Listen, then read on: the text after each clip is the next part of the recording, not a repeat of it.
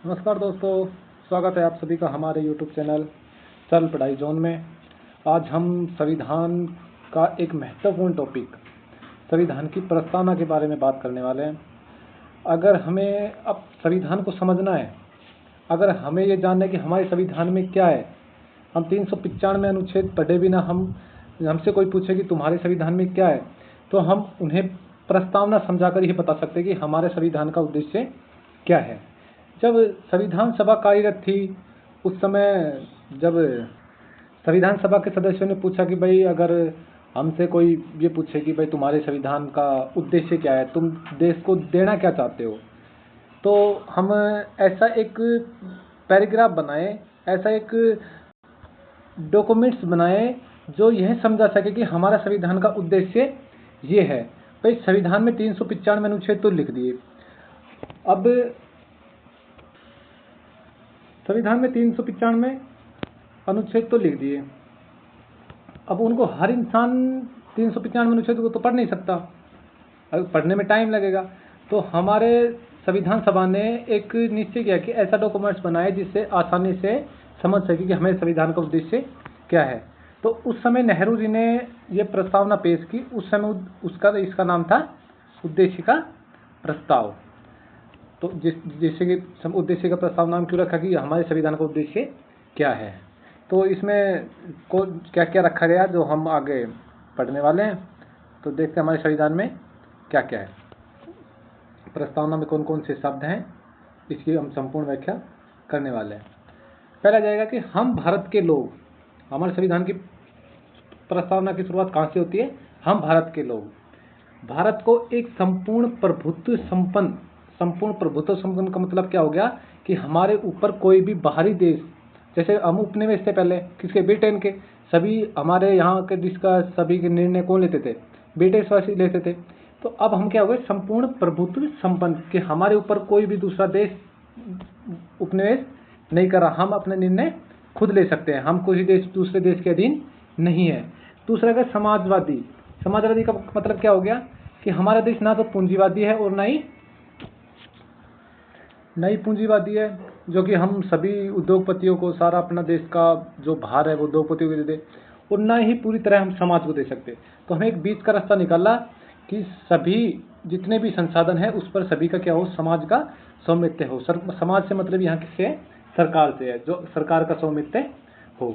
अगला है पंथ निरपेक्ष। पंथ निरपेक्ष का मतलब क्या हो गया? पंथ निरपेक्ष का मतलब हो गया कि हमारे देश का कोई भी धर्म नहीं है, हम जिस धर्म को मानना चाहें, हम जिस धर्म को मानना चाहते हैं वो धर्म हम मान सकते हैं। जैसे पाकिस्तान है, पाकिस्तान का धर्म कौन सा है? इस्लाम धर्म। वहाँ लोगों को बाकायदा कहा गया है कि तुम इस्लाम धर्म ही मानोगे, उनकी एक बुक है, उस बुक के रूल के अनुसार ही तुम चलोगे। लेकिन भारत में ऐसा कुछ नहीं है, जो भी इंसान अपना धर्म मानना चाहे वो धर्म अपना मान सकता है। अगला आ जाएगा लोकतंत्रात्मक गणराज्य। लोकतंत्रात्मक क्या होता है? जनता का, जनता के लिए, जनता के द्वारा शासन।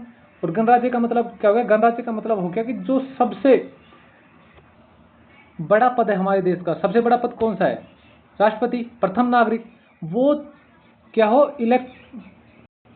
इलेक्टेड हो, मतलब चुनाव के द्वारा चुना गया हो। जैसे ब्रिटेन है, ब्रिटेन में क्या है? राजा का बेटा मर गया, राजा का बेटा बन गया, उसका बेटा मर गया, उसका बेटा बन गया। लेकिन भारत में क्या है? गणतंत्र। गणतंत्र मतलब क्या होता है कि जो प्रथम नागरिक है वो चुनाव द्वारा चुना जाए।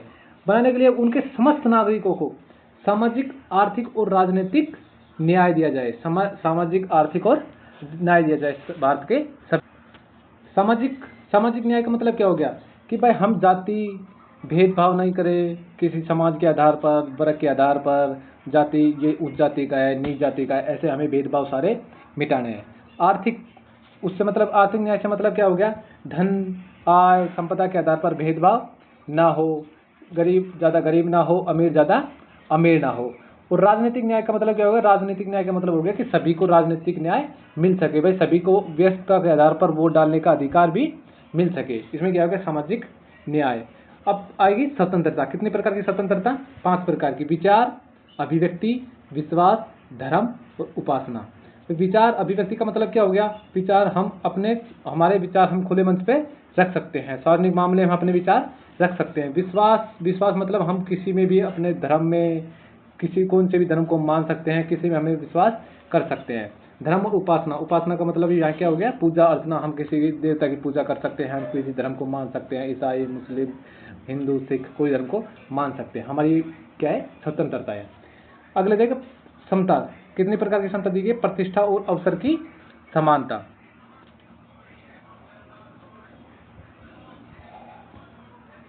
प्रतिष्ठा और अवसर की समानता, कि हमें समान अवसर मिले, सरकारी नौकरियों में, हर जगह सार्वजनिक स्थानों पे हमें प्रतिष्ठा मिले और समान अवसर मिले।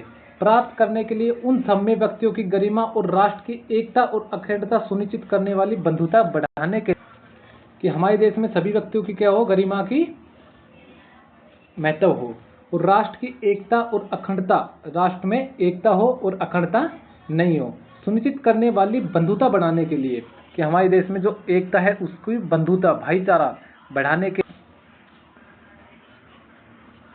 दृढ़ संकल्प होकर अपनी इस संविधान सभा में आज 26 नवंबर 1949 ईस्वी को एतक द्वारा इस संविधान को अंगीकृत, अधिनियमित और आत्मनिर्मित करते हैं। ठीक है, कब हुआ अंगीकृत हमारा संविधान, 26 नवंबर 1949 को। या दो क्वेश्चन आते हैं, एक तो आता है कि हमारा संविधान लागू कब हुआ, तो लागू में कौन सा आ जाएगा, 26 जनवरी। और अंगीकृत में क्या जाएगा कि बनकर तैयार कब हुआ, 26 नवंबर। अब संविधान सभा की जो प्रस्तावना है उसके कुछ इंपॉर्टेंट क्वेश्चन देखने वाले हैं। आ जाएगा, भारतीय संविधान की प्रस्तावना में हम भारत के लोग क्या दर्शाता है, हम भारत के लोग क्या दर्शाती है, जनता की संप्रभुता, की हम संविधान में भारत देश में जनता की संप्रभुता, की हमारी जनता ही सब कुछ है।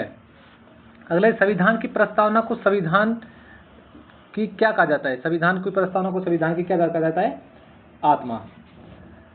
अगले जगह, समाजवादी शब्द प्रस्तावना में किस संशोधन द्वारा जोड़ा गया, ये कौन सा संविधान संशोधन द्वारा आ जाएगा, 42वें संविधान संशोधन। कब हुआ था 42वां संविधान संशोधन, 1976 में।